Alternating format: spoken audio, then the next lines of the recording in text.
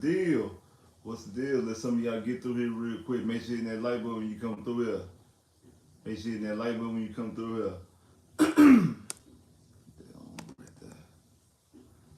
Yo. Yeah. Make sure you hit that like button, man. What's the deal? What's the deal with it? Let some of y'all get up in here real quick before we get started and break down this whole Houston Texans versus the Tennessee Titans or the Oilers. Who knows? It might be the Oilers. We're gonna break it down. But hey, let some of y'all fall through here real quick before we get started. Let some of y'all come up in here before we get started. Let some of y'all fall through. Make sure you're hitting that like button now. Come on now, make sure you're hitting that like button. I see people falling up in here. The lights ain't going up. Make sure you're hitting that like button now. Come on. Come on, make sure you're hitting it now. Come on. What's the deal? What's good with you? What's good with you? Make sure you're hitting that like button now. Let some of y'all come through here real quick.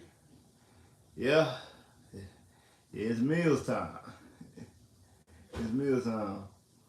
What's good? What's good, Roman? What's good with you, bro? What's good with you, man? What's good with you? You know what I'm saying? Let some of y'all get through here before we get started. Make sure you hit that like button when you come through. Make sure you hit that like button. Make sure you hitting it. What's up, big bro?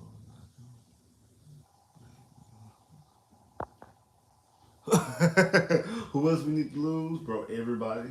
But it's already gonna be bad because Pittsburgh played the Pittsburgh played the Colts tomorrow.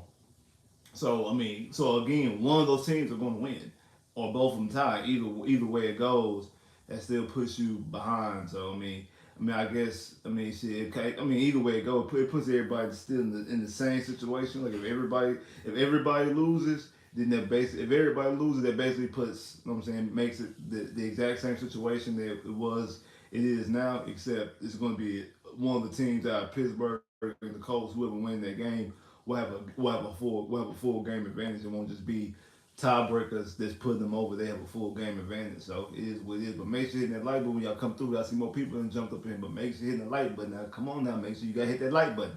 Gotta hit that like button. Before we get started, let's get to talking about exactly breaking down, previewing exactly what's about to go down when it comes to the Houston Texans versus the Tennessee Titans. It seems like what it looks like is that Davis Mills is definitely going to get started, which I kind of knew after the game. Like I knew that in the middle of the game. Once they said that CJ had the concussion, or they know they took him in for concussion protocol. Once they said that, I kind of already knew that it was going to be a Davis Mills show. Uh, like Nico's not playing either. I don't think Will Anderson's playing as well. Dalton Schultz is back. If I do believe Dalton Schultz is going to be back, which I think could be a plus. I'm gonna break into that in a little bit in a minute, but hey, it's gonna be it looks like it's gonna be the Davis Mills show.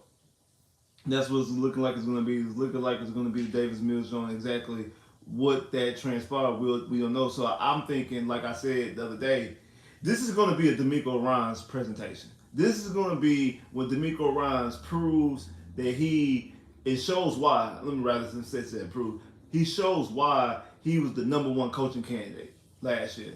Like last year, he was the number one coaching candidate coming to the coaching process. Everybody with a coaching vacancy requested to interview D'Amico Ryans. Now, not all didn't get interviewed because D'Amico actually turned some down. I think he turned down Carolina, and I think he also turned down Arizona.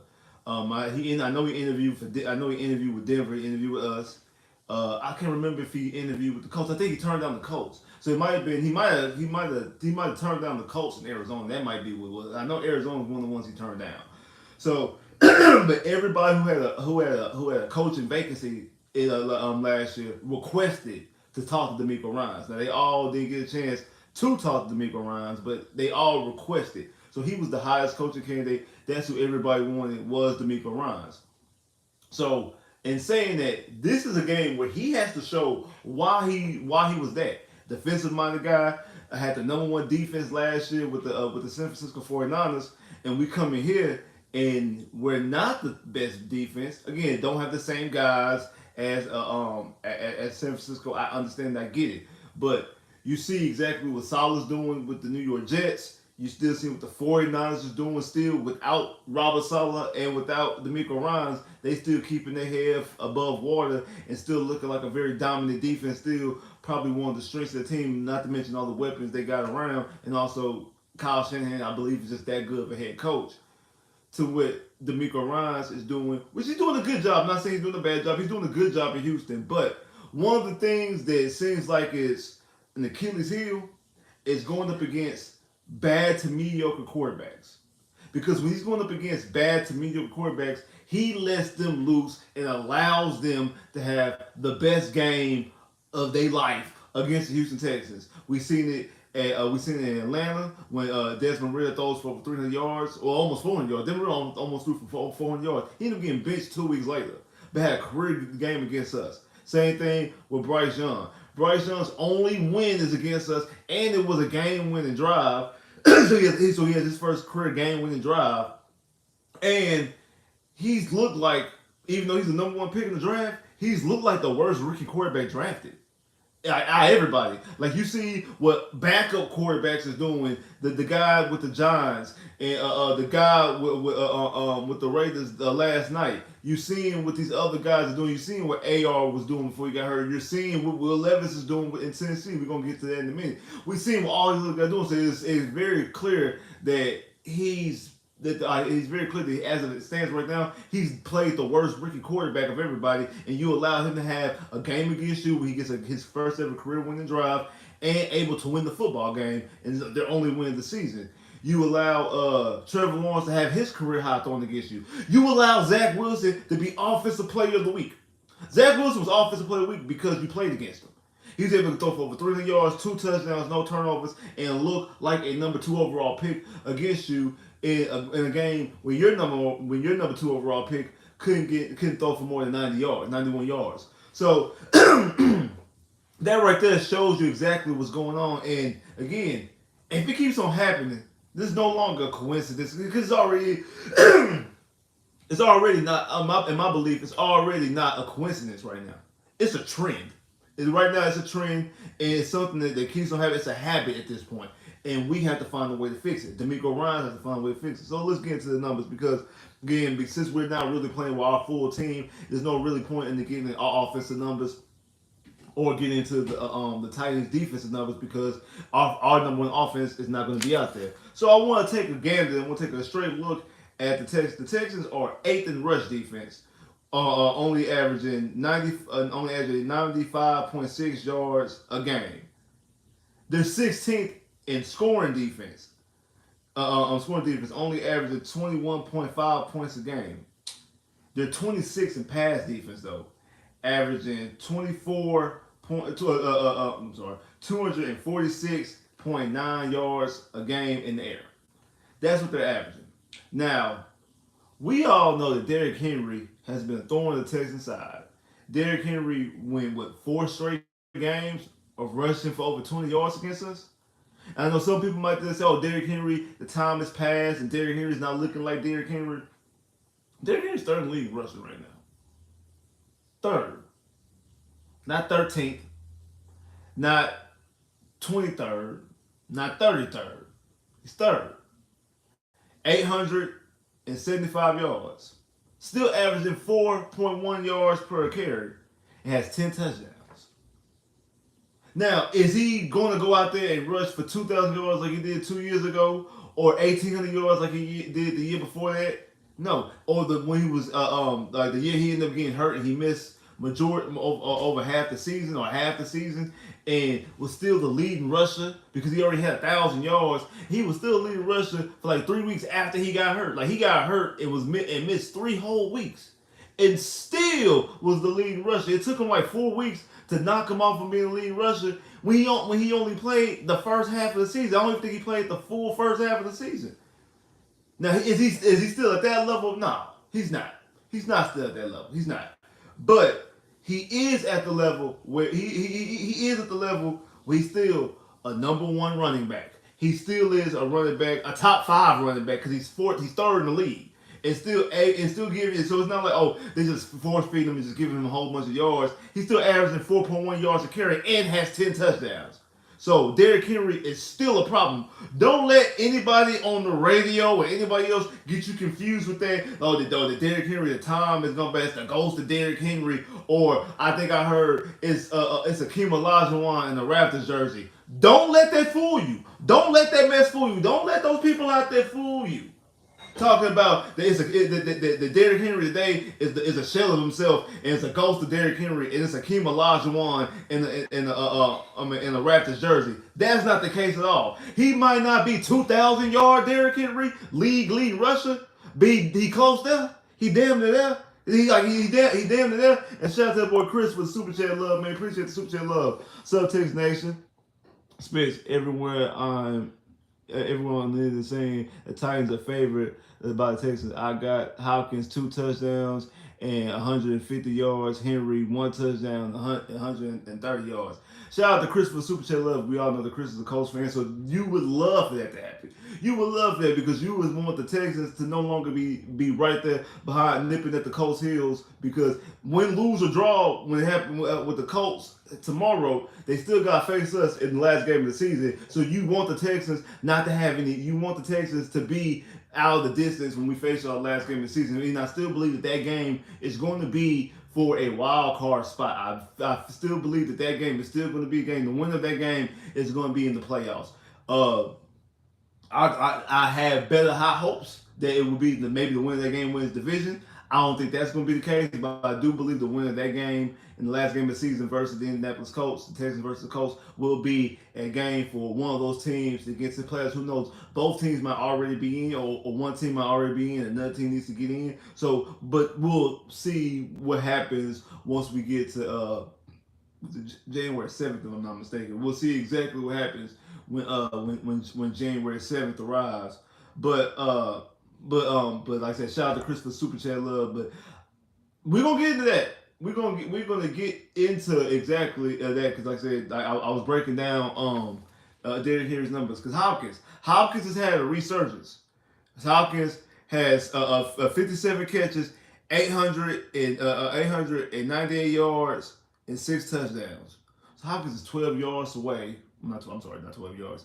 He's 102 yards away from a G, from 1,000 yards. Something that he couldn't even get with Brock Osweiler. And it's still with 4 games left to go in the game this season. And I know, even though this season has an extra game, unlike the years before, like we're in the era of the 17-game season, so he's still having a very productive season. Again, it might not be 2017, 2018, 2016 Hop, but that's still very good. When we love to have DeAndre Hopkins, and when we love to have DeAndre Hopkins as a Houston Texan right now, when we look, especially in the situation we got like today, when we're throwing out that Davis Mills, we would love to have DeAndre Hopkins out there playing football today. Wouldn't you? I think so. And then the guy, the man of the hour when it comes to the Tennessee Titans, 2nd round pick Will Levis, a guy who they jumped up in the 2nd round to get. Mind you, not only did they jump up to get him, they jumped up to the Cardinals to get the third pick that was previously owned by the Houston Texans that we gave to Arizona to get Willie Anderson. The Arizona Cardinals turned around and took that pick and traded back to the Tennessee Titans for the Tennessee Titans to select Will Levis, because he thought he was going in the 1st round and ended up falling to the 2nd round. So Will Levis only playing in 7 games. Now, only 58.3 completion percentage. Only 58.3 completion percentage. 1,593 yards, 8 touchdowns, 3 picks. Well, quarterback rating of 86. 86.8 quarterback rating. And it's very simple what they're doing with him. They're giving him the full range. And Vrabel and Tim Kelly, former Texan coach, basically letting Will Levis just throw it up. And you remember kind of fitting again. It's actually fitting that he has DeAndre Hopkins, because that's something that Andre has always said about Hopkins. Always going back to when Hopkins' rookie year, we were saying that Hop will always be in me. He's like, man, why you can't just throw it up? Like why can't do it like they did me in college? And just throw it up. Like just throw it up and I'm gonna catch it. Why can't you just do that? And like Dre was like, that ain't how the NFL work. You can't just do that. They can't just throw it up. Quarterbacks are going to throw in sets. You can't just throw it up. Remember, that was the excuse or reasoning, because you and you actually it actually holds a little bit merit, but that was the reason for Deshaun when he was at Clemson. Remember his last year at Clemson, he led college football in interceptions. Part of the reason why is because that's what they do in Clemson. Dabo's offense, they throw those 50-50 balls. Which is 50-50 balls means 50% chance you get it, 50% chance you get it. It's a ball that you just throw it up. And either the receiver or the DB is going to come down with it. And sometimes you just got to trust your receiver to come up with it more. And that's the reason why you had a lot of interceptions. And that's what Hop was like, hey man, why can't you just throw it up? And Dre was like, no, we don't do that in the NFL because you're giving the DB a legitimate chance to intercept the football, and both of y'all are gonna have a 50% chance. Both of y'all got 50% chance to get the ball. So you're putting the ball at more risk by doing that. Now you could get rewarded by you making plays, but if the DB's making plays as well, like the defense will get rewarded and the offense will suffer. Speaking of making plays and getting rewarded, I see more people than hopped up here, but the lights ain't going up. Make sure you're hitting that like button, bro. Man, make sure you hit that like button. It's very, very vital, man. Make sure you hit that like button when you come into the stream, man. Definitely really appreciate that. Make sure you hit that like button now. And that's exactly what that's exactly what Deshaun was doing in Clemson, and he got to the NFL, and they stopped throwing those 50-50 balls, and you've seen his interception ratio dip down tremendously. Well, that's what they're doing out there in Tennessee. Levis is just throwing it up. Will Levis is just throwing it up, especially in that game when he threw those 4 touchdowns. Like I said, Hop, 8 of his touchdowns, I know 4 of them come from Hop because he threw 3 in his first game, and he just threw the other one the other night against Miami, against Miami Dolphins. He just throws the football up in the air because I don't know if it's a trust issue. It's like, okay, hey man, we don't know what we're gonna get out of the season. We don't know what we're getting out of the season because they wasn't ready to thrust him in because the only reason why he's playing is because Tannehill got hurt and they're like, hey man, just go in there, hey man, just do what you do this season's whatever, just go in there and do what you do. And because he has a receiver like Hopkins, who that's what Hopkins lives and thrills for, he's a 50-50 type of receiver. Like all those guys out of Clemson, him and Mike Williams and T. Higgins. All those guys coming out of Clemson because that's the style that they play. Martavius Bryant, was it Martavius Bryant? Did Martavius Bryant go to Clemson? I think he did. I feel like he did. I feel like he did. But that's a sidebar. But anybody, all those guys that come out of Clemson, that's what they like to do. That's what they like to do. They like to catch those 50-50 balls because that's the offense that Dabo teaches. So Hop loves that. And Will Levis is just throwing it up. So that's the reason why you're gonna throw 4 touchdowns. You can also have 4 interceptions, but they're gonna live by that. It's just it's like in basketball. You live by the 3 or you lose by the 3. If you constantly shooting them threes, hey, sometimes you're gonna at Golden State, they be out there firing sometimes and they be making them, they be draining them. And then sometimes they be going cold and they down by 20 because they've been shooting threes all day and they've been missing the threes. So it's that same type of energy when it comes to Will Levis dropping back and throwing the football up and down the field like that. It's the exact same type of energy. It's the exact same type of energy. Him dropping back and throwing the football, putting the ball in harm's way. And again, now I need the defense to capitalize on that. I need the defense to capitalize. I need the defense to be able to capitalize on that because he's going to put the ball in play. It's like in baseball. He's going to put the ball in play. The defense has to show up and make sure you pay. Now, this should be a perfect game for Stingley. I just see somebody put in the chat, in the comments that Stingley versus Hop. This is a situation where Stingley should be able to make plays on the football. We've seen them do it for 3 weeks. 3 weeks straight, coming up with interceptions. And that was even with guys throwing the football up like that. Will Levis is going to put the ball in play enough for Stingley, enough for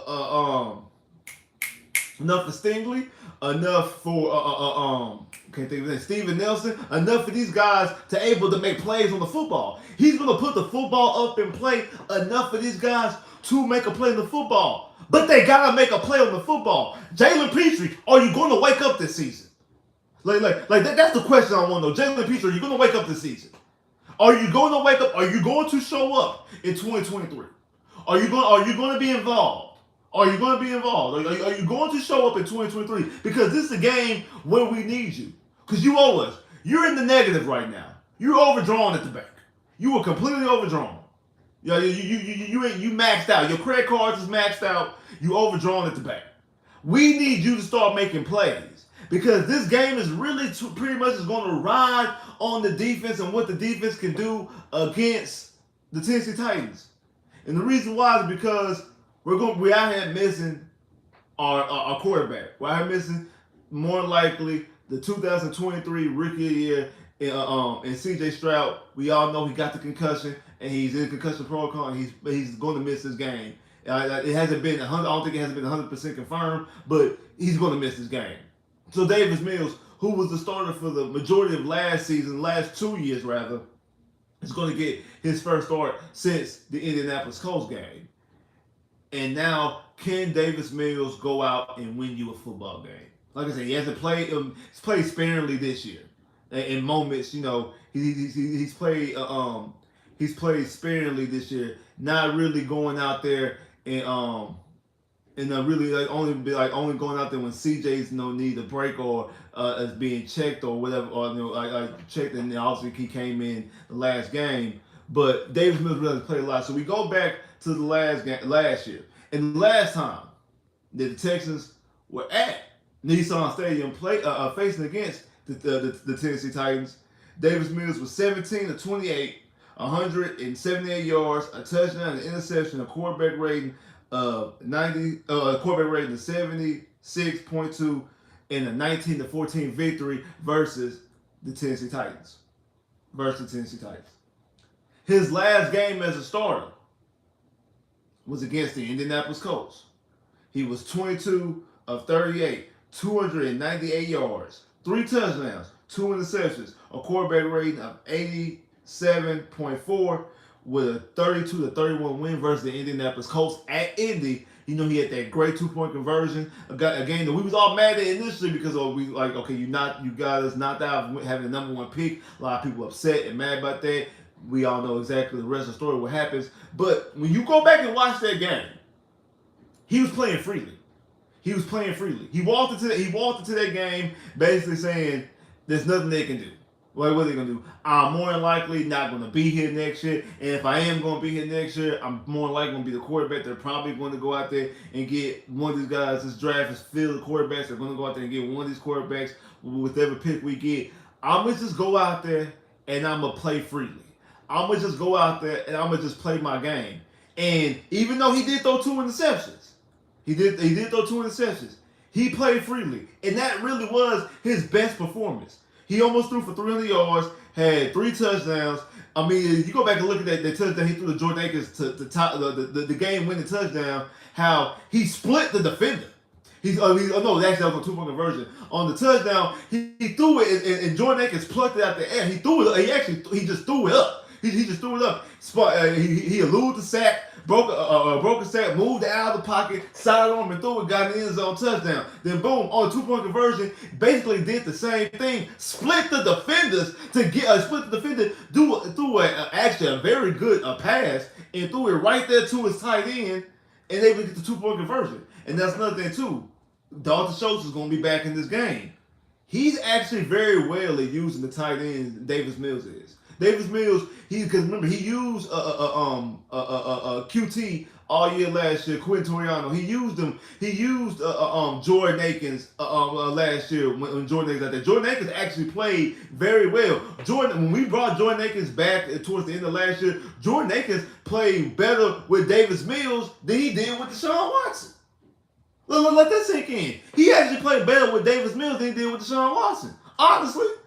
Like he actually looked like a viable tight end that people were talking about, hey, should we bring back Jordan Akins? Why we let Jordan Akins go? So he know how to utilize his tight ends. So I'm pretty sure that Bobby Slowick watched that film. Because remember, when they hired D'Amico and Bobby Slowick, when they hired them, before they decided what they were going to do in the draft as far as drafting the quarterback, I'm pretty sure they went in the lab and they watched film. And they watched film of all the best games that Davis Mills had to see if was there anything there that they could take, or did they have to get a guy? And they obviously seen, yeah, it's not enough. We gotta get a guy. We can't mess around with this. We have to get a guy. But it's saying that they watched and cut this tape up, and they know what they can utilize. And you bring it back Dalton Schultz because he's supposed to be playing this game. You have Brevin Jordan, and I feel like they're going to utilize his tight ends. Remember this. Remember what offense this is. Remember this the Kubiak Shanahan offense. No, we used to use two tight ends a lot. Remember the Owen Daniels and Joel Dreesen, and then Owen Daniels and who's the other guy at Wisconsin, another tight end? Not Ryan Griffin. Before Ryan Griffin, the other one. It was after Joel Dreesen. Can't think of his name. Gary Graham. Owen Daniels and Gary Graham. Then Gary Graham and Ryan Griffin. Like we utilize the tight ends. James Casey, utilize him as a tight end and as a fullback. They like to utilize. They can utilize tight ends in this offense. And I think that Davis Mills, especially not having Tank Dell, not having Nico, you're not gonna have your number one receiver, but you're gonna have your tight ends. I feel like you can be able to deliver the football to your tight ends and also check down and use Devin Singletary in the pass game as well. Use Devin Singletary in the passing game. So I feel like Bobby Slowick, this is a Bobby Slowick game as well. Bobby Slowick has to simplify the offense enough and be able to come up with an offensive master plan around Davis Mills. Highlight what Davis Mills does well and minimize what Davis Mills' weakness are. That's what he has to do. So we're going to get to see this genius offensive mind that Bobby Slowick has. This is the game to prove those type of things. This is the game that you need your coaches to actually step up. You need your coaches to actually get these guys coached up extremely well. You need these guys to get coached up extremely well. So that's what you need to do. You need to get it coached up extremely well and get this game plan around Davis Mills, coach up Davis Mills, get Davis Mills prepared to play. Utilize the running game the right way by Devin Singletary being the primary back. Give the football to Mechie and Xavier Hutchinson. We use Xavier Hutchinson on those jet sweeps. So we know maybe we could utilize Xavier Hutchinson the way that we were utilizing Nico Collins on those screens. Like, because we seen when Hutchinson gets the football, Hutchinson be breaking tackles. It's not to the level that Nico is, but we see Hutchinson bury his head down and break some tackles when we utilize him on the jet sweep. So why don't we utilize that same energy and utilize him on those bubble screens, get the football in his hands, and let him run down with his head down upfield and get yards after the catch, get first downs. Same thing with Mechie. Give the football short yardage and allow him to do some things afterward. Give the football to Devin Singletary in the passing game. Utilize your tight ends. That's what they gotta do when it comes to this offense. And make plays. Economy Fairman is going to be back, so now you can get in the field goal range, and field goals really are an option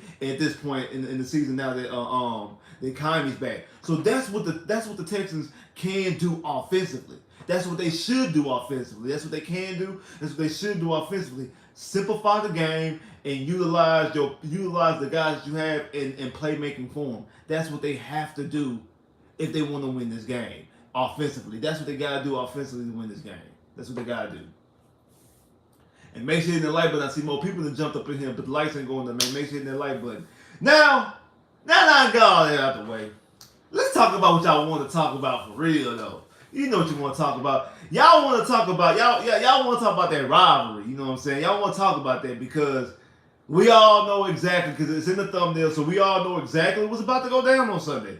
We all know what color and what uniforms that the Titans, or should I say Oilers, are wearing on Sunday, because they got the tickets I seen got Texans versus Oilers, or Oilers versus Texans, however they got it. They got all the Oilers stuff going around. If I'm not mistaken, I think like Billy Whiteshoe Johnson is gonna be inducted in their Ring of Honor. If I'm not mistaken, Vrabel talking about wearing the hat. He talking about wearing a Bum Phillips hat to the game, or at the very least into the game. Might not wear it at the game or while the game is going on, but at the very least going in. And let's call it is what it is, man. All they doing is basically rubbing this in and trying to pour salt in the wound and rub it in the city of Houston. It is what it is. We all know the story. The Houston Oilers were in Houston for a long time, and Bud Adams got mad at the city because they didn't want to build him a stadium. He moved to Tennessee. I think they played in Knoxville one year, played in Memphis another year before they even got to Nashville, and turned it to the Titans. And Bob in there was able to get a big Houston Texans. Boom, the city has a franchise, and the Titans did not wear the uniforms.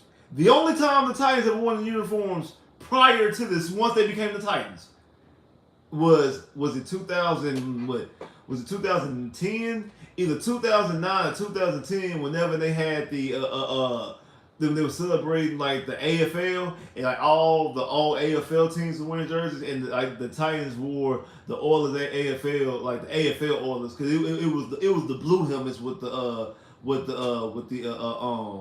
logo on. It wasn't even these jerseys right here.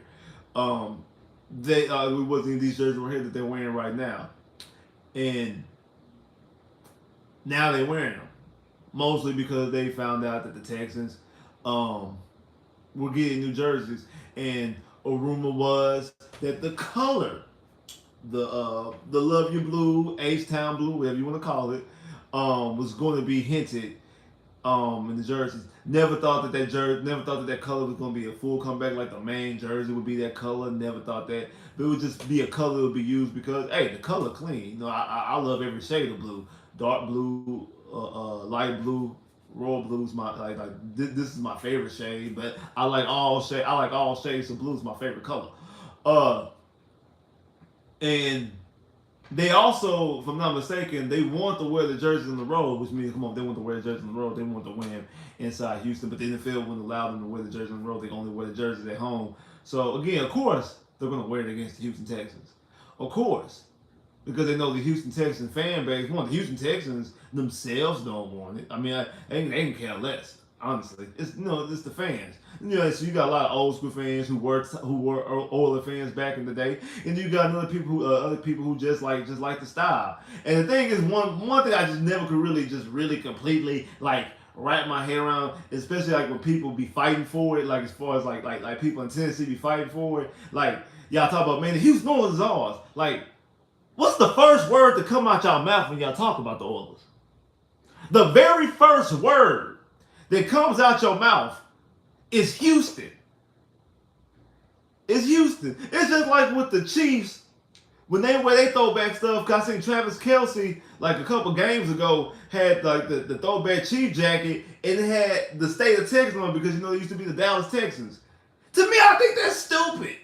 I think that's dumb. I just think that you shouldn't even you shouldn't really even acknowledge it because you're representing another city and state from another franchise. Now, the only difference with them is that the team that's in Dallas now is in the NFC, and it's the Dallas Cowboys. And Dallas Cowboys don't want nothing to do with no Dallas Texans. So you can get away with that. But I mean, unless you're from the state of Texas, like I know, like Patrick Mahomes probably like it because he's from Texas. So him able to wear something that's Chief related and got the state of Texas on it because us people from Texas, we very we love the state. So he had the state of Texas on it, and he's representing his franchise.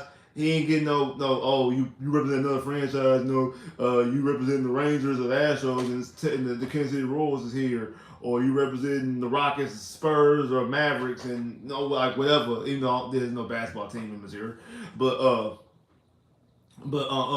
anyway, like he's not the only thing he could really rep prior to that would be Texas Tech because that's his alma mater. But other than that, so I'm pretty sure like Pat and anybody else, I don't know if anybody else on their roster, but anybody else on their roster on the team is from state of Texas, they probably cool with it. But everybody else is kind of weird. And I feel the same way about the Titans because even more so when like your division rival is in Houston. Like your division rival is in Houston right now as it stands today. So like you walking around with a shirt that says Houston, are you a Houston fan? Like you be like, nah.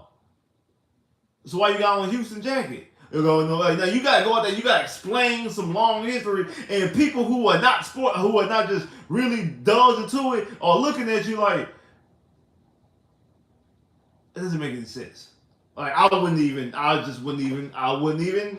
I wouldn't even rock with it. I just wouldn't even rock with it. I was like, oh, like yeah, okay, whatever, cool, cool beans. Like whatever. Like I really wouldn't even rock with it like that. Me personally. Again, I understand the color's fire. It's dope. The color is dope. And don't understand like why y'all beefing over a color anyway because last time I checked, y'all main color is navy blue.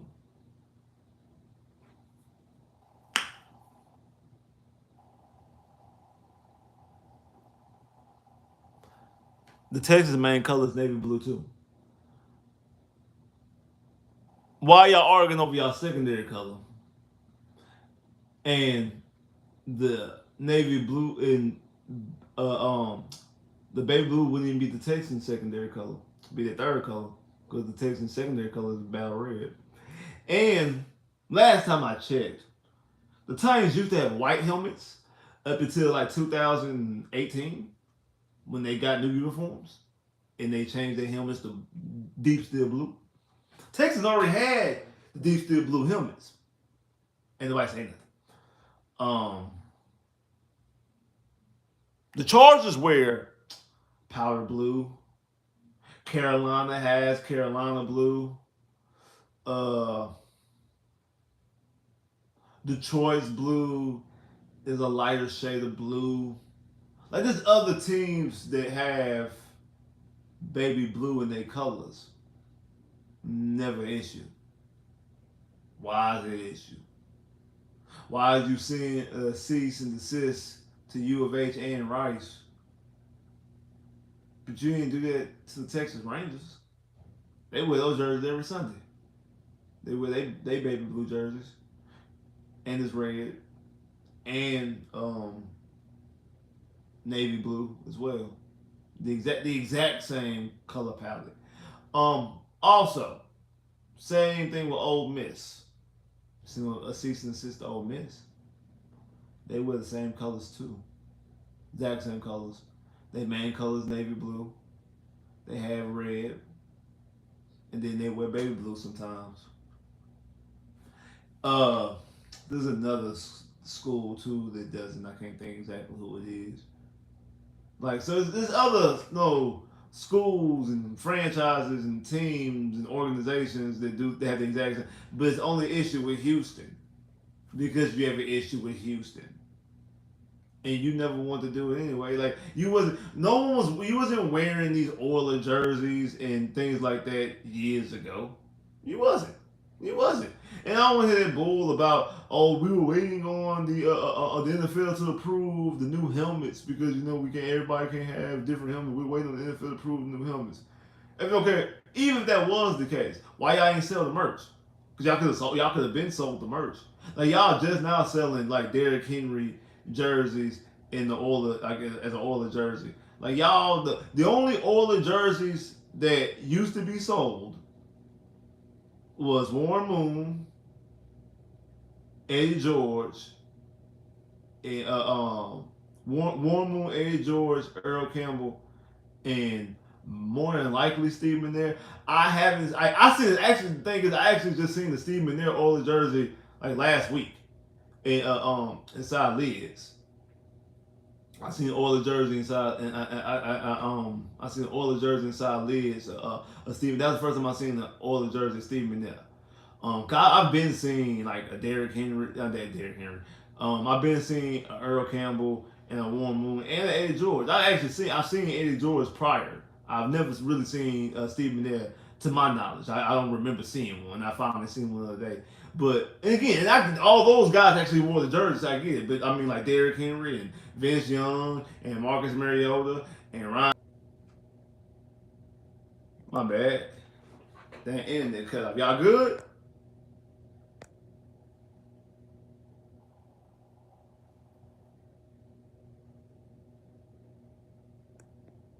Y'all good? My internet had dropped for a little minute. It lagged a little bit. Y'all let me know y'all good. Y'all let me know y'all good.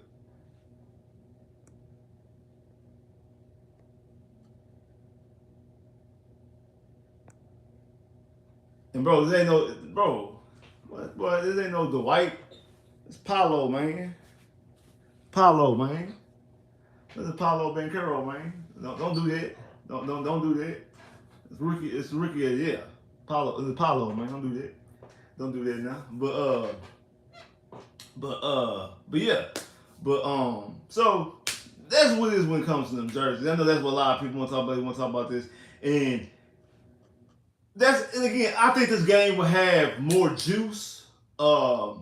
If I think this game would definitely have more juice if CJ was there. Like, this game will have more juice if CJ was there. And I don't even think people are, for the most part, even that payback, because like most Texan fans, most Texan fans, what we worried about right now, we worry about trying to keep our head above water to make the playoffs. I just want to throw it in because I knew that was an angle that some people wanted to be interested about and talking about, because they definitely are throwing it up there. But most of us, we worry about keeping our head above water, and can D'Amico Ryans, Bobby Slowick, this defense, and Davis Mills keep our head above water enough to win this game. Because I don't care that the Titans are, I think, they 5-8. I think the Titans are 5-8. The Titans have actually been playing well. They should have beat the Colts a couple weeks ago, 2 weeks ago. They should have beat the Colts in overtime. I think they had like 2 block punts or something like that, and that's the reason why we went to overtime. And then they game against the Dolphins. Don't let people fool you about that game against the Dolphins, because people are actually giving the Dolphins way too much credit. Way too much credit. Like, people are giving the Dolphins way too much credit for blowing the game. Because the Dolphins didn't blow the game. Like, people give the Dolphins way too much credit like they blew the game. The Dolphins did not blow the game. They were getting their butt kicked the whole game. They was losing the game. Now, we can sit there and talk about that they was missing Tyreek Hill, and that's the reason why. We can sit here and talk about that. And I won't argue on that. That part of the reason why they was in the situation they was in was because Tyreek Hill was in and out of the game because he was hurt. But the only reason why the Titans were down by 2 possessions with 3 minutes left was because they had 2 bad turnovers. The muff punt, and muff punt gave the Dolphins the football in the red zone, scored a touchdown. Next drive, Will Levis throws a pitch. Well, Will Levis throws a pitch to Derrick Henry. Derrick Henry doesn't either it was too much or it was at the wrong angle. However, but Derrick Henry wasn't able to get the football. The Dolphins recover it in the red zone again, score another touchdown. Now they're up by 2. They're by 2 touchdowns, 2-possession game, with 3 minutes left to go in the game. And the Titans get the football. The Titans do what? Drive down there, score a touchdown, make the Dolphins 3 and out, get the ball back again, score a touchdown. They scored 2 touchdowns in less than 3 minutes because they gave the Dolphins the football back with 1:30, a minute and some change left to try to make a comeback, and they couldn't do it. Without Jeffrey Simmons. They didn't have Tyreek Hill, they didn't have Jeffrey Simmons. So people have been making too much about, the Dolphins collapsing. Y'all give the Dolphins way too much credit. The Titans actually beat the Dolphins. They just beat them. They made mistakes at the end to make it close, and for them to lose the lead, for them to come back in it. Their first touchdown of the game came off of pick 6. So we got to dial that back some. We got to dial that back some, and don't let that fool you. The Tennessee Titans could damn sure win this game. If I'm not mistaken, I think they're like a 2.5 point favorite, like a 2.5, 3 point favorite as it stands right now. So, like I was saying, D'Amico Ryans has to be a D'Amico Ryans game. This is when I want D'Amico Ryans to show you and prove to us why he was the highest coaching candidate. Because, like I said about Will Levis in this offense, they gave Will Levis the freedom to throw the football up. Throw it up in there. I don't care. Just throw it up. Throw it up. Make a play. Throw it up in there. Just throw it up. They gave him the freedom to, just throw the football up. Make a play. Just throw the football up. We don't care if you get if you throw 4 touchdowns or you throw 4 interceptions. We don't care if you do that. We don't care if you throw 4 touchdowns. We don't care if you throw 4 interceptions. We just want you to go out there and play freely. Hop like bet. Because that's what Hop always wanted when he was in Houston. Boom. Hey, throw the football up. Throw the football up. Throw the football up. And I'm coming down with touchdowns. That's why he threw 4 touchdowns in his first ever start. And Hop caught 3 of them. Just throwing the football up in the air. D'Amico Ryans has to get his guys in position. Like I just said, we seen Stingley last week withstanding. 3 straight games.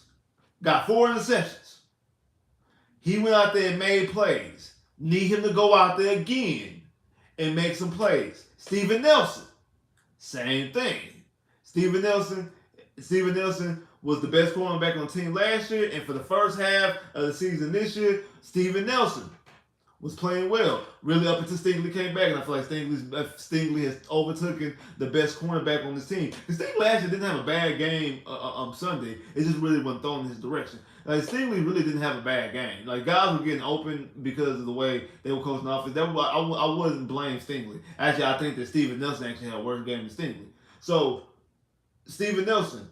Because Steven Nelson's made some plays. He made a play against Arizona to win the game, a pass deflection, the secure game, and also had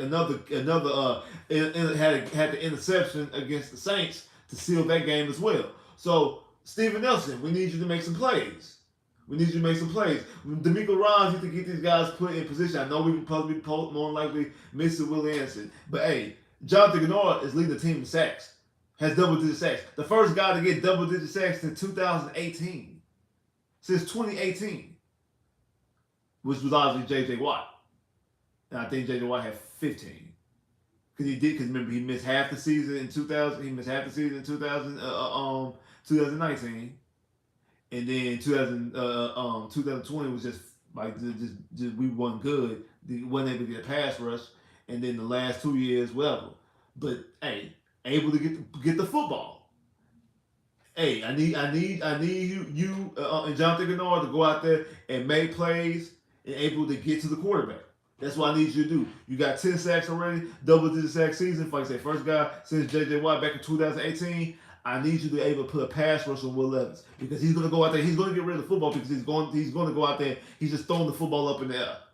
Get these guys in position. Stingley right now, I think Stingley's like 4th in Pro Bowl voting for DBs in the AFC, if I'm not mistaken. Hey, and I know you had a phenomenal stretch in those 3 games. And last week, like I said, I'm not gonna blame last week on you. You need to go out there. Hey, you want Pro Bowl? You want Pro Bowl recognition? You want to be a Pro Bowl player?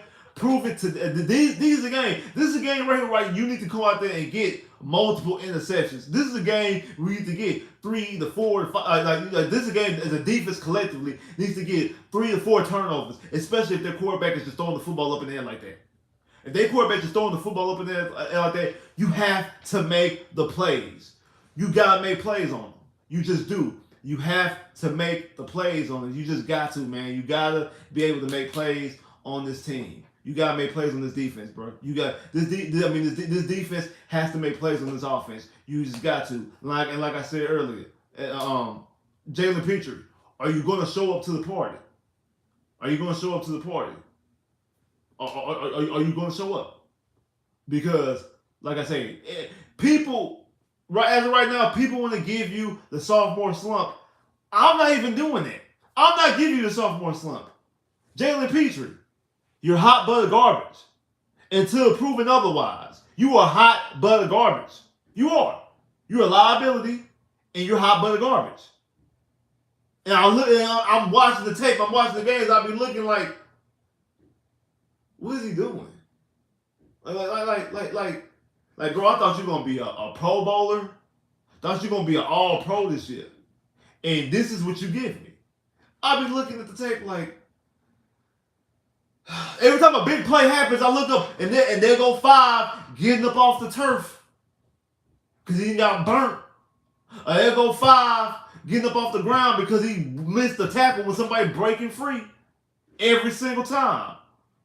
And like I said, we forgave you last year for your miss. We forgave you last year for your missed tackles, even though you got benched twice because you were turning the football over. You were making impact plays. You were catching interceptions, something that we don't talk about. That's what Lovie Smith does. That Lovie Smith defense forces turnovers. He did it in Chicago. He did it in Tampa. If I'm not mistaken, I also think he was doing it in Illinois when he was the coach in Illinois when he was in college. That's what Lovie Smith does. Think he was doing it with the Rams too. I think he was doing it with the Rams too, if I'm not mistaken. I think he was doing it with the Rams too. He was able to turn the football over. That's what his defense does. That's what he did for the last 2 years in Houston. That's what he did. His defense forced turnovers. And that's what Jalen Preacher was doing last year. But he's not doing that this year. He's not turning the football over, and he's making the same mistakes he was making last year. So that's what I'm saying. That's why I don't say, oh, it's just a sophomore slump, because he's doing what he was doing last year. We just excused it because he turned the football over, because he made 5 interceptions last year. He was making impactful plays. He's not doing that this year. He's not. He's just not. And we need him to step it up. And again, this is a perfect game. When I say Will Levis is just throwing the football up in the air, this is a game for you to roam as a safety, play a center field, be a ball hawk, and take the football away. This is the game. Because if you're not going to do it against the Tennessee Titans in this game, when Will Levis is throwing the football up, when are you going to do it? When are you going to do it? When are you going to do it? When are you going to do it?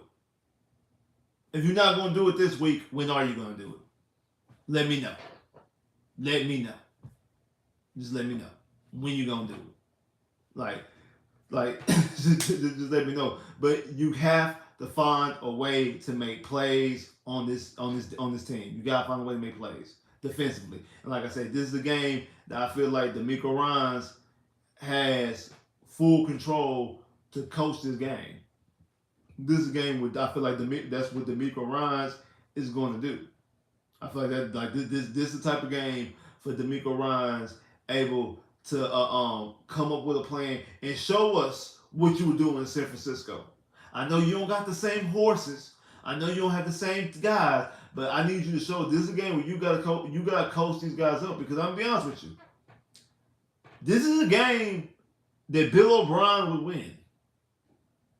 This is a game where Bill O'Brien would win. A backup quarterback in a game and a divisional opponent on the road. Bill O'Brien wins these type of games. Divisional opponent on the road with a backup quarterback. Got to come up with a quick game plan to get the backup quarterback ready. Bill O'Brien used to win these type of games. That's just what he did. Remember when he got Case Keenum out the tree to go up against the Ravens? TJ Yates against the Bengals on Monday night, and then the following week beat the Jets. Like that. This is a game where Bill O'Brien has it written all over to go out there and win the football game.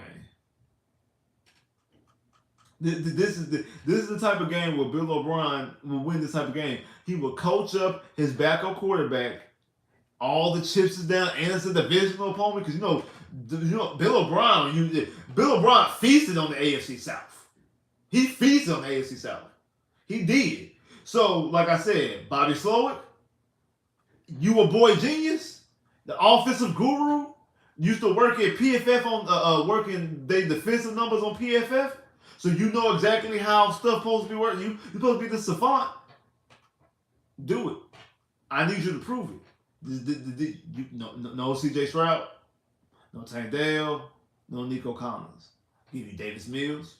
We give you Bad Dalton Schultz. You have Brevin Jordan. You have Singletary and Pete. You have Singletary and Damian Pierce. Mitchie, Robert Woods, Noah Brown, Hutchinson. Do something. Do something. You got your offensive line. I know the offensive line lately has not been playing well, But one thing about Davis Mills does get the football out of his hands quick. That is one thing about Davis Mills. Davis Mills does because he doesn't he doesn't extend plays because he's not looking to make plays down the field. So quick short passes. Get the football out of his hands extremely quick. Like I said, we be doing all them jet sweeps with Xavier Hutchinson.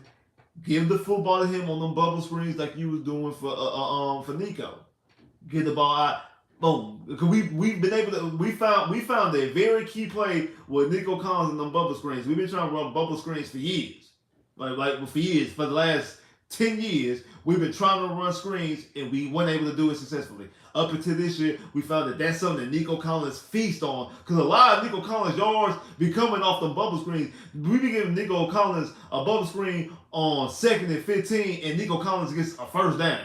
Like Nico Collins be getting 20 yards off of bubble screens. So that's what you do. You give the football to him and you let him go. So okay, you want to do that? Do that with Hutchinson because like I said, we seen Hutchinson on those jet sweeps bust his head down and run through guys. We've seen him do it.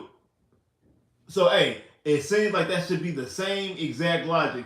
Give the toss the bubble screen to him, give him the ball, and let him go down there, put his head down, plant his feet, and run through the defense and gain some yards. You don't have to get first down every time, but if you run those bubble screens a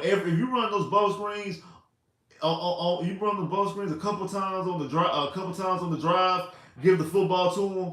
No, you run those bubble screens a couple times on the drive, he gets 5, 6, 7 yards or whatever, and then okay, now they start coming trying to recognize that. Now trying to hit him over the head with Messi because Messi is a little bit fast. Hey, and Noah Brown able to try to hit him over the head. You tossing it to the Singletary at the backfield. You giving it to Dalton Schultz. You giving it to what's the tight end name? Brevin Jordan. Things like that. You start doing stuff like that. That's how you can make the offense move. Those little quick passes, and then try to throw something down the field. Try to catch the defense slipping. Try to catch the defense off guard. Try to catch them off guard. Try to catch them slipping and throw something downfield. I see more people that jumped up in here. Make sure you hit that like button now. Come on now. Come on. I see more people that jumped up in here. Make sure you're hitting that like button. It's very, very key, very vital to the stream. Make sure you hit that like button. Come on, man. Make sure you hit that like button. So, like I said, so that's what you have to do against. Like I ain't looking to a Titans defensive numbers because it's going to be misconstrued because our offense is not our offense. Our offense is not our offense because we're missing our number one. We're missing our quarterback, most importantly, and you're missing your number 1 and number 2 receiver. So it is a challenge. I'm not slipping and saying it's not a challenge.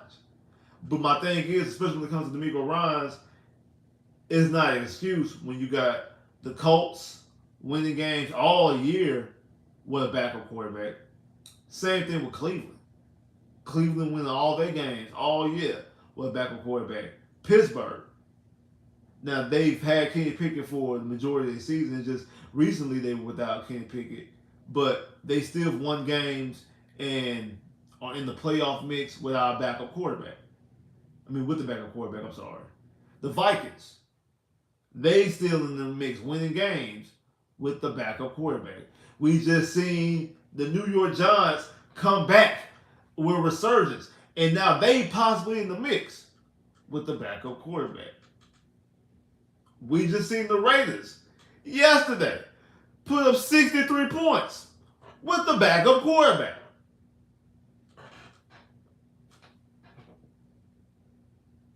Guys are winning football games with backup quarterbacks. And good teams have to do it. Now, if you gotta go a long stretch, I'm not saying that, okay, if we was going like a long stretch, then yeah, it is concerning. And yeah, it does. The Bengals, I forgot to mention them. The Bengals are definitely now in the mix because they won the mix. Joe Burrow was hurt. Joe Burrow come back, Joe Burrow never really left, but Joe Burrow stayed rather. And they became, okay, the Bengals started doing and started looking like the Bengals, then he gets hurt again, and you thought it was over. But after that, Brownie comes back, and Brownie's winning games now that they're legitimately in the playoff mix. Now, I thought that the Bengals had no shot to make the playoffs. The Bengals have won some games. I still think it's a long shot for them to make the playoffs, but they have really put themselves in the mix because the one thing they have over Buffalo is that they had tiebreaker over Buffalo, so they could get in. Buffalo more than likely will have to win the division to get in, but that's a conversation for another day. But all I'm saying is backup quarterbacks are in the playoff mix and are winning games and keeping themselves in the playoff mix. They're keeping themselves above float or actually flat out when it comes to the Cincinnati, when it comes to the Pittsburgh Steelers, the Indianapolis Colts, and the Cleveland Browns and the Minnesota Vikings. They're in the playoffs. The Bengals and the Bengals are keeping themselves above float. The Raiders and the Giants have inserted themselves in the playoff mix when we thought they weren't in the playoff mix. They have inserted themselves into the playoff mix. So that's what I'm saying. And the thing is, we don't need Davis Mills to go out there and throw for 500 yards and five touchdowns, 350 yards and 5 touchdowns, have a perfect quarterback rating and things like that. We don't need. That's not what we need from Davis Mills. That's not what we need from Davis Mills. We just need him to keep the Texans above float. We don't need Davis Mills to go out there and try to win the division. We don't need Davis Mills to go out there and get us in. We don't even need him to go out there and get us into the playoffs. We just need him to keep us above float. That's all we need is for Davis Mills to keep us above float. And you have to win this game to stay above float. You win this game, you're still in control of your path to make the playoffs. And actually, you'll be into the playoffs because, like I said, the Steelers and the Colts play Saturday. They play tomorrow. So whoever loses that game is going to get knocked out, and the Texans will take their spot. And then the Texans will have to keep that spot by winning the game. It's just like when the Steelers lost on Thursday, they put the Texans at the 7th spot, but since the Texans lost to the Jets, it knocked them out. So the same thing, and the same rules apply. One of those teams are going to lose, obviously. Unless they tie. But even if they tie, then the Texans win. The Texans will be above. The Texans will be above them. If I'm not mistaken, I think if they tie, I know either way go. The Texans win. The Texans will be one of the little icons in the playoffs. But I'm saying, if I'm not mistaken, with them tying, that breaks up the whole everybody 7-6 because they will be 7-6-1. So I don't know exactly how that will work. I don't know, but all I know is no matter what, then the Texans will win. If the Texans beat the Titans, the Texans will have 8 wins, or the Texans have 8 wins, so they automatically jump in and jump above both of them. Actually, they'll jump above both of them. Like I said, the Texans could either be because right now they're the A seed. The Texans at the end of Sunday will either still be the A seed, and the only way they're still the A seed is if they lose. But if they win, the Texans will either be the 7th, the 6th, or the 5th seed. If they win. If the Colts win tomorrow, if the Colts win on Sunday, win on Saturday, then the Texans can't be no higher than the 6th seed because the Colts will be above them. But if the Colts lose, the Texans could be the Texans could be 6, 7, 6, 5, or 7. And either would go. Those are all playoff teams. They would need the Browns to lose. Then they need the Browns to lose. The Browns play Chicago, and then the Bills play the Cowboys. So if all 3 of those teams lose, if the Colts lose, the Browns lose, and the Bills lose, that will move the Texans up to, like I said, the 5th spot. If one of those teams win, the Texans only be the 6th spot. Obviously, because the Browns have a better record, so if the Browns win, the Browns are going to stay at the 5th spot. And that's why you need the Browns to lose, so y'all have the same record. And then you need the Bills to lose, so the tiebreakers can ensue. Because if you let the Bills win, it just makes up the numbers, and it's just the way that they do their combinations. So that's what you basically need when it comes to for the Texans. And like I said, the Texans have a chance to be a 5 seed. And if the Texans are the 5 seed and Jacksonville loses, Jacksonville becomes the 4 seed. Jacksonville play the Ravens. And then now you're tied with the Jags with the same record. And you just need the Jags to slip up one more time. And the Texans win the division. Like that's why I said that last game of the season could be the Texans already in the playoffs and they battling for the division. You know what I'm saying? Like against the Indianapolis Colts. So that's why you have to keep yourself above flow. That's why I can't stress this enough. I can't stress this enough. That's what this game means. You have to keep your head above water. You got to keep your head above flow. You just got to. You just got to be above water. You just got to. Like that's what this means. You got to keep your head above water. You just got to. You just got to. What's good, Swish? What's good, Dan? What's good, bro? It's all right. It's all right that you late, man. It's all right. I was late too. I was late too.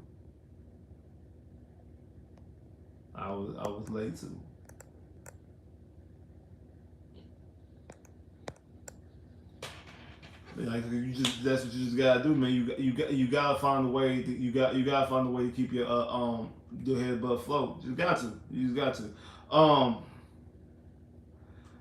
My feelings about this game, my thoughts about this game is that I can see it going both ways. I realistically can. I can see it going both ways. I can see the Texans going out there taking care of business, defense doing what they gotta do, turn the football over, offense not making mistakes, and the Texans coming out with a win. I can definitely see that. I also can see that you're dealing with a backup quarterback and the defense not showing up. And you end up losing the game that you really not only should have won, that you needed to win. And then if you do that, like you need so much. Like I said, you still have a decent shot to make the playoffs. It goes from a good shot to a decent shot. Because you still got to play the Browns and the Colts, who will be above you. The bad thing about the Colts is that the Colts have already beaten you. So even if you beat the Colts, now you have the same. You have split. So the head-to-head tiebreaker will be split. It's tied. Then we'll go to the division record.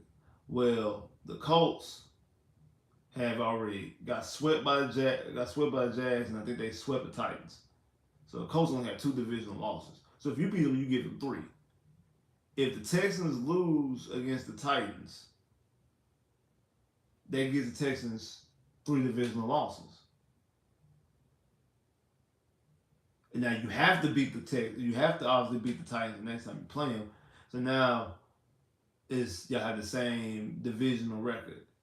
Now it's going to be based off a conference record. Well, y'all will have the same conference record too. Yeah, y'all have the same conference record too. So then I think like the next tiebreaker, I think is like points against common opponents types of like it just starts getting very messy in this points per. It just starts getting very messy. The water starts getting very muddy. You can still make it in, but that tiebreaker against the Colts becomes harder. And then, especially if Cleveland wins this week, because Cleveland has 8 wins. Cleveland wins the week and gets 9. Even if you beat them, you basically need Cleveland to lose out to open up that spot. Because that means you Cleveland win one more game. Because you would need Cleveland to have the same. You would need Cleveland to have the same amount of wins as you or less than you. For you to get in over Cleveland. So you would need so then out of the last 2 games, you would need Cleveland to at least split or lose the last two games to open up that playoff spot. Then you still need it still depends on what's going on with Buffalo and Denver and Cincinnati. Luckily, Denver, Cincinnati, Pittsburgh, he already had the head-to-head tiebreakers over them. And that's why you still have a decent shot. It just becomes a numbers game when it comes to the Colts and the Browns because you will have the tiebreaker over the other teams. And you just gotta make sure that y'all have at least have the same record as them. So like I said it doesn't end it. It just makes it muddier, and also you just lose control of what you can control. As it stands right now, the Texans, like I said, they have lost the game that they could afford to lose. The game that they could afford to lose was the Jets game. I said that the Texans in their last six games, like after the Jacksonville game, and we had Denver, we had the last six games of the season. I said the Texans can go 5-1 and still make the playoffs very comfortably. They can go 5-1 and make the playoffs very comfortably. And I said the game they could afford to lose was the Jets game because the Jets at that point in time was not in the playoff mix, and the Jets have to win out just to win 9 games. So so the Jets are not really too much threatening the Texans playmakers because they were so low on a win-loss record that it wouldn't affect them. Like I said, Denver, you had to beat Denver because they were right behind you, and you need to get the tiebreaker over them. You didn't want them to have tiebreaker over you, and then obviously Cleveland and the Colts because they're both ahead of you, and the Colts have already beaten you. So the games was Denver, Indianapolis, Cleveland. You had to win those 3 games. You won one of them. The other 2 you haven't played yet. The game that you could afford to lose because they won the divisional game, and it's same conference but not the same division, so it's not a divisional game, and they were so low on the win-loss record that you could afford to lose them, and it really wouldn't hurt you outside your win-loss record, and that was the Jets.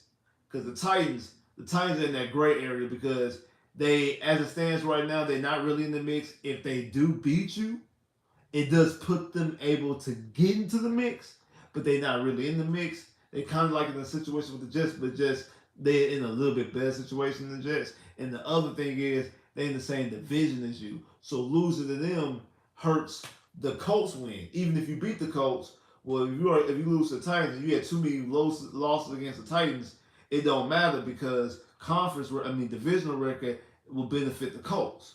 So that's the reason why the Titan game are very important too. And like I say, Cleveland, Indianapolis, those are direct guys who are ahead of you in the playoff standings. That's why. Those 2 guys are ahead of you in the playoff standings, so that's why, and like I said, Denver was right below you in the playoff standings, and you need to have a tiebreaker over them. You was able to lose, you lost the game that you could afford to lose. The Jets game, boom, is out the way. You could afford to lose it, and you lost it. Okay, there you go. Boop, boop, there it is. There it is. There you go. There it is. But these rest of these games, now you have to win. You in must-win mode. The Texans are now in the playoffs state of mind. Technically, mathematically, they can lose another game. Mathematically, they could probably lose another 2 games. I don't recommend it, but because like I said, I guess like mathematically, because they got 7 wins, so mathematically, but I don't know. But if you get to that point, you don't deserve to get to the playoffs, and then also, with that being said, you allowed the Jets into the mix, and you would have allowed the Titans into the mix. Also, that you allow the Titans in the mix as well by doing that. So you don't want you will be opening the doors for you'll be starting to open up the doors for other people to creep in because they'll be in the mix. The Texans are legitimately a team that's in the mix and been in the mix since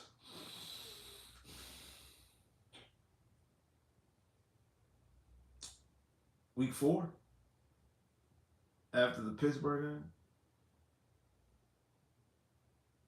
And then team really nobody's really in the mix. There's only been 4 games. Like you could be, as long as you wasn't 0-4, you were in the mix. Like as long as you wasn't 0-4, you was legitimately in the mix. Even if you was 1-3, you was still legitimately in the mix. So like the Texans have been legitimately in the mix basically all season. All season long, the Texans have been legitimately in the mix throughout the whole entire season. Um,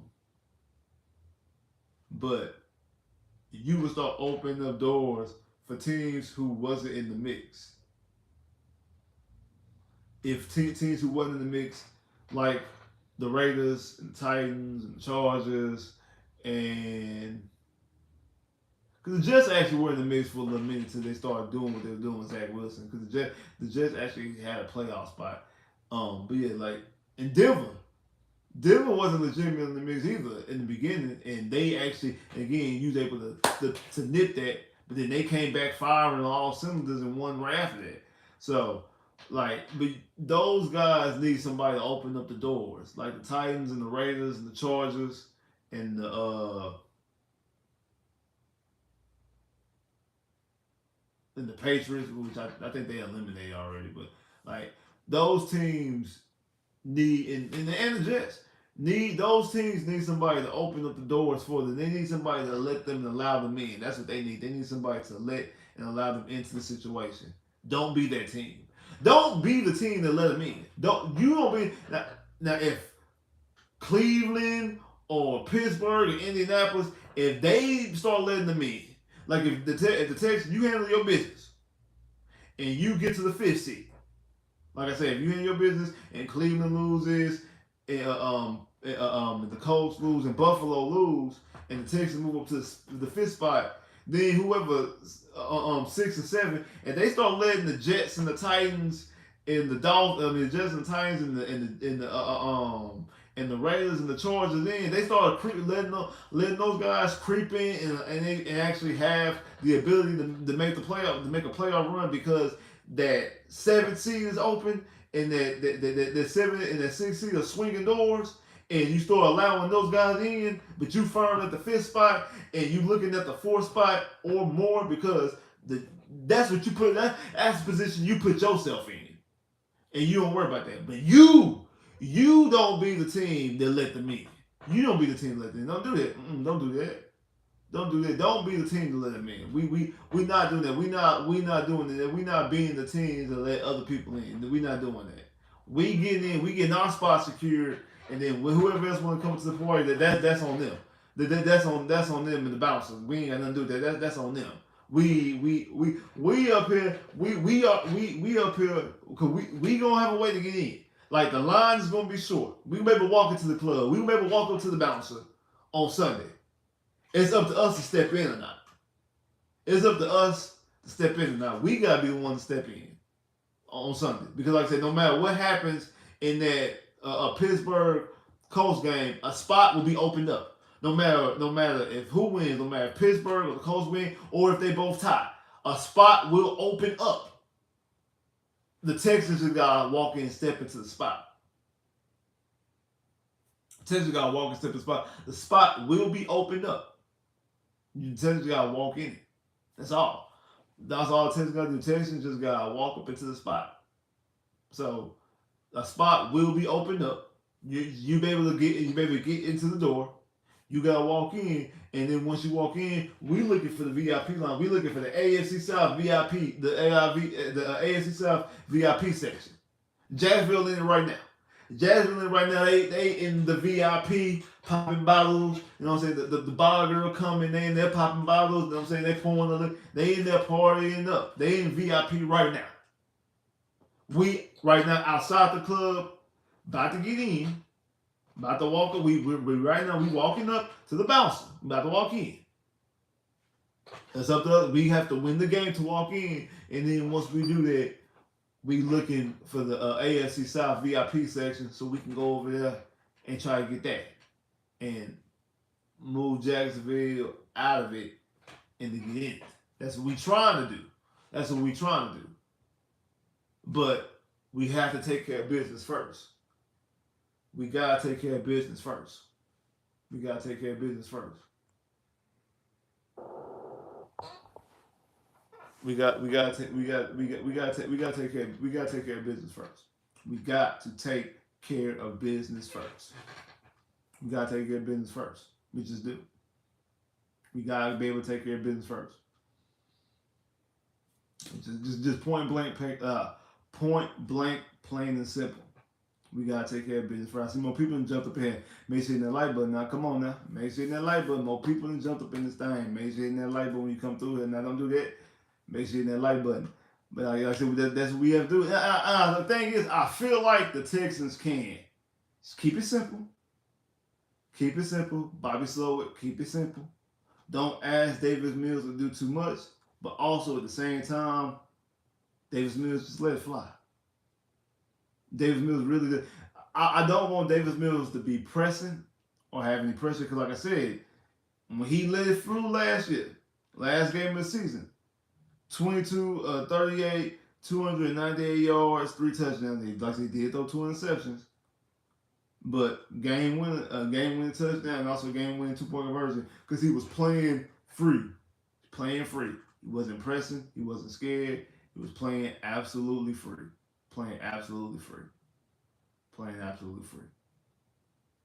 You gotta do that. And the defense, you gotta do what you gotta do. The defense, you gotta step up.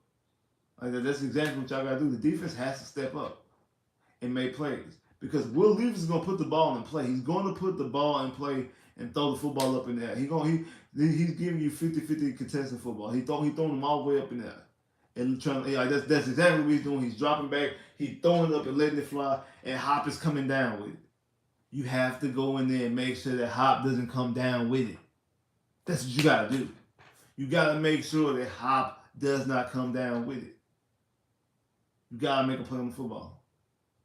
You gotta make a play on the football. You gotta make sure that Hop don't come down with it, and you gotta make sure you make a play on the football. That's what you gotta do.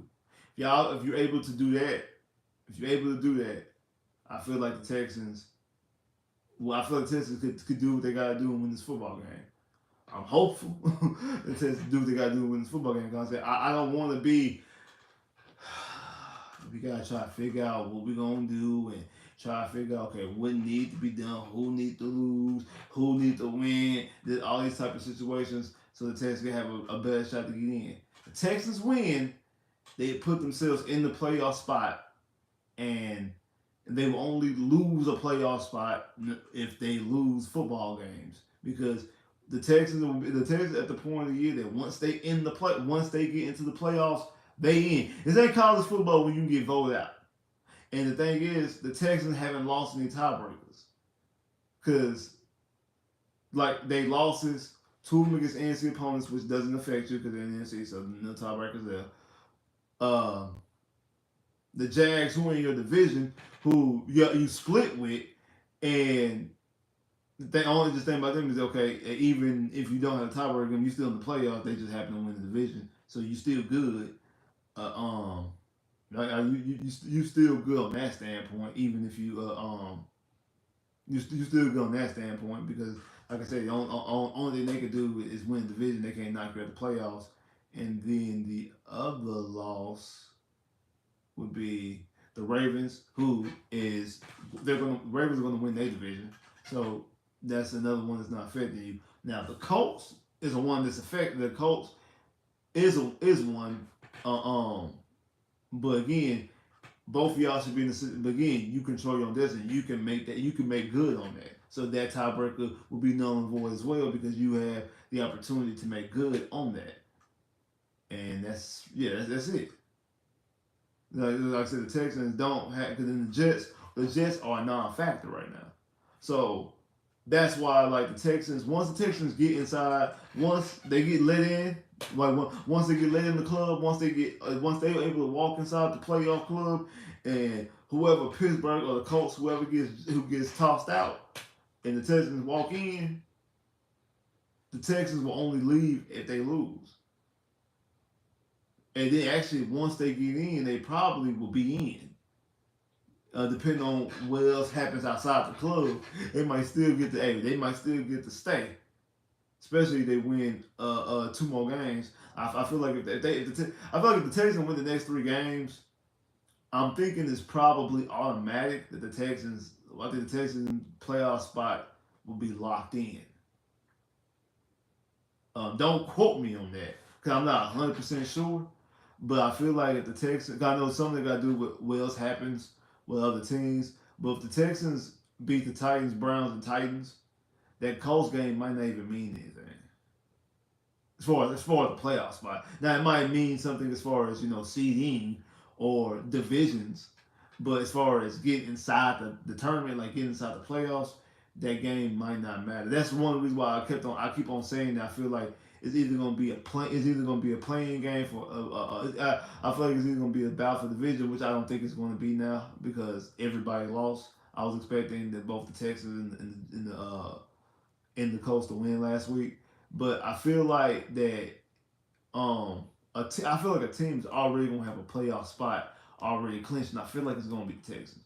I feel like the Texans going into that Colts game, the last game of the season, will already have their playoff spot locked in. Now, their seeding might be different because they might go from being a division winner to wild card 5, or wild card spot 6, or wild card spot 7. But I feel like they're gonna be already clinched in. I just feel like they're gonna already be clinched in. But man, appreciate everybody that came through here, man. If you ain't hit that like button already, make sure you hit that like button. If you ain't hit the like button, make sure you hit the like button. Appreciate that. Appreciate my boy Chris with the super chat love. Definitely appreciate that. Definitely appreciate that. I say appreciate everybody that came through. So I know it was a late stream today. I was doing something earlier. Got caught real busy doing work stuff earlier, so that's the reason I was running late. My bad. My apologies. Like I said, normally I try to get my stream done around 8:15. I don't think Honcho went live today because normally I let Honcho get his stream out the way, then I come in basically like kind of like a little nightcap situation. But if I was free earlier, I actually would have did it at 7. That's why that would be my preferred time to do it. But like I said, I think like I said, I didn't get a chance to do it early on because I would normally do it at 8:15, but got caught late. Still end up not doing it to about what 8:40. So my apologize. I'm sorry. My apologies. So make sure y'all be right here after the game. Right here. My boy Hancho normally gonna do the pregame show before the game on Sunday morning, but you already know after the game, right here on this channel, right here, your boy, right here, breaking down the video. We're gonna talk about and break down exactly what we just seen. Are the Texans still in control of their playoff destiny? Are the Texans now searching for answers? Is the D'Amico Ryans overhyped head coach? Is Davis Mills David Mills, a very solid backup that can win you a game in the pinch? We're gonna talk about all these type of things, and we're gonna talk about all these type of things and break down all these type of things after the game. So make sure you be right here after the game, right after the game, immediately after the game for the channel. Make sure you watch it. Make sure you be ready. Make sure you be checking out all the videos I drop. I drop pre-recorded videos, and I also do a little summary of the live for people who don't get a chance to catch the whole live and don't want to. I get some of the good pieces, you know what I'm saying, some of the main points, and throw it out there too. So make sure y'all check those out as well. Like I said, my boy Honcho go live every day at 7 o'clock 7 o'clock p.m. So make sure you check them out Monday through Friday on Soft Sports. Man, shout out to the whole roundtable. Shout out to everybody out there, my boy Honcho and the whole roundtable. Shout out to all y'all boys out there. Also on Wednesday, right here after Honcho stream. 8:15 right here. When we break down, we look at the playoff format. We break down exactly how the playoffs look, and you already know on Friday we do a preview and breaking down the upcoming game right here. It's the exact same time, 8:15. So make sure y'all check out all the videos, all the live streams. Make sure you hit that like button. Make sure you comment. Make sure you subscribe. It's very, very key, very, very vital to the stream and the channel. It helps the algorithm, helps the channel for growth. Speaking of growth, still on the race to 6,000 subscribers. You know what that means. I need you to tell a friend, tell another friend, tell some more friends, so they can tell some friends, so they can tell some more friends, and put them on game with the channel so the channel can keep growing and growing and growing and growing. Really, really appreciate that. Still trying to get to 6,000 subscribers, trying to do some big things. Got a whole bunch of big stuff planned, especially for next year. Got a whole bunch of major stuff planned to happen next year. Whole bunch of major stuff planned to happen next year. But I gotta get to 6,000 subscribers first before I can even get to the stuff I got planned. Cause trust me, y'all gonna love what I got planned. But I gotta get to 6,000 subscribers first. I gotta get that milestone out the way. And once I get that milestone out the way, boom, we hitting it, feet running, hitting on the ground running, and ain't no looking back. And y'all gonna love exactly what y'all gonna get after that. Y'all gonna love it. So we gotta get to 6,000 subscribers. So I need you to like, share, and subscribe. get this channel growing and growing and growing. Like I said, appreciate all the love, all the support. Appreciate y'all coming here, spending y'all Friday night with me. Make sure you hit that like button if you ain't hit it already. Like, share, subscribe, click the bell, get more videos. I holla.